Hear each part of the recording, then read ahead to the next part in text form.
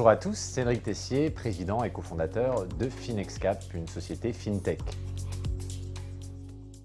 Alors la FinTech aujourd'hui, c'est un mot qu'on entend beaucoup, mais qu'on ne sait pas forcément bien définir. Avant tout, ça part du principe que c'est la technologie qui doit pouvoir rendre des services financiers différemment des financiers traditionnels. Donc la FinTech aujourd'hui, à nouveau, c'est très large. Il existe différentes catégories de FinTech. On a des FinTech qui sont dans les paiements. L'idée, c'est de révolutionner un petit peu l'expérience utilisateur en termes d'utilisation des moyens de paiement. Il y a des fintech qui sont dans le financement, donc on parle souvent de financement participatif aujourd'hui. Donc crowdfunding, tout ça c'est la même vague. C'est à nouveau un service de financement par l'intermédiaire de la technologie de masse. Il y a de la fintech qui est également dans le domaine du big data, il y a de la fintech qui est également dans le domaine de l'asset management, donc du conseiller en investissement financier. Donc c'est un mot très large, mais qui regroupe vraiment une lame de fond, à savoir des jeunes entreprises pour la plupart qui ont pris pour partie que la technologie devait améliorer l'expérience des services financiers. Donc tout ça, c'est la FinTech. L'association France FinTech est une démarche qui a été initiée au début de l'année 2015 et qui part d'un constat qui est celui que la France regorge de toutes les forces pour que Paris et puis la France au sens large, soit une place dominante de la FinTech. Donc on s'est regroupé avec un certain nombre d'entrepreneurs actifs dans ce domaine-là afin de mettre nos ressources en commun et de faire de la France un terrain d'accueil pour les FinTech étrangères et puis surtout un terrain d'expansion pour les FinTech françaises. Donc aujourd'hui, on regroupe environ une cinquantaine de sociétés qui sont dans ce secteur, donc à nouveau dans tous les différents métiers des services financiers.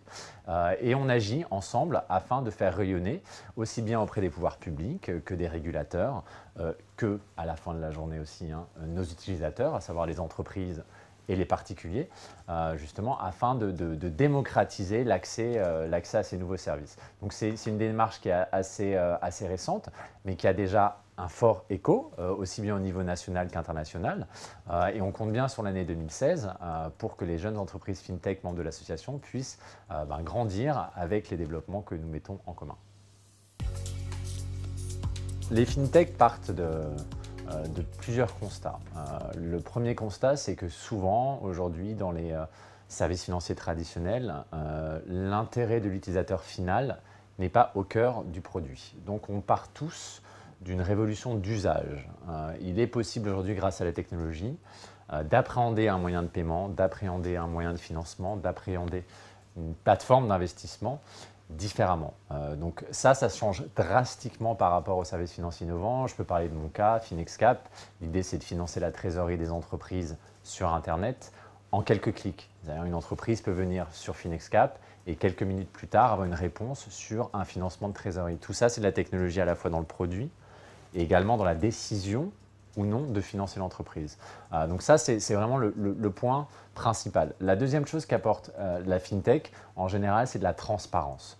C'est-à-dire qu'on part tous également du principe qu'il faut que le produit soit simple et lisible, que la tarification soit la plus claire possible, afin que l'utilisateur final puisse savoir si le produit correspond ou non à son outil. Donc, je pense que c'est les deux choses en fait qui nous regroupent le plus.